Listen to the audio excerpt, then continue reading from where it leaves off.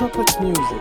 Ayati oti property zita ndi messenger ndidzo ngoma dziri pamarket. Unenge uchiti ndevako ivo vachikutsoma shungu dzavo kukusiya pakona kana ngoma dzichinge dzavakona medzi zirovoti tukasina mhosva. Kana zvichinge zvakuremera iwe werega kumanikidza tinenge tichikuone muzere nerudo asi hapana chipo. Kana zvichinge zvakuremera iwe werega kumanikidza tinenge tichikuone muzere nerudo asi hapana chipo.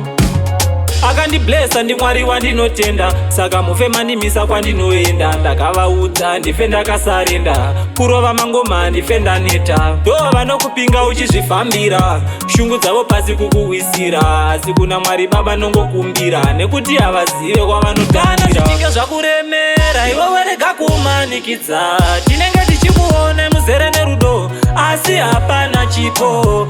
Kana zvichinge zvakuremera iwe werega kumanikidza tinenge tichikuone muzere nerudo asi hapana chipo. Unenge uchiti ndevako ivo vachikutsoma shungu dzavo kukusiya pakona kana ngoma dzichinge dzavakona medzi zirovoti tukasina mhosva mukoma.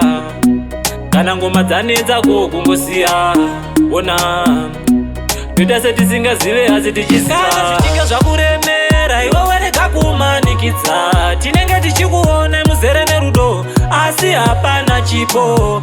Kana zvichinge zvakuremera iwe werega kumanikidza tinenge tichikuone muzere nerudo asi hapana chipo.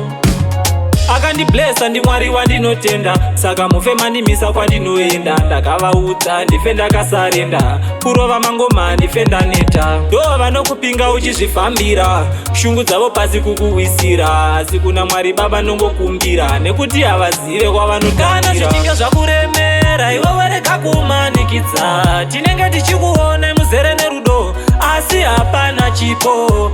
Kana zvichinge zvakuremera iwe werega kumanikidza tinenge tichikuone muzere nerudo asi hapana chipo.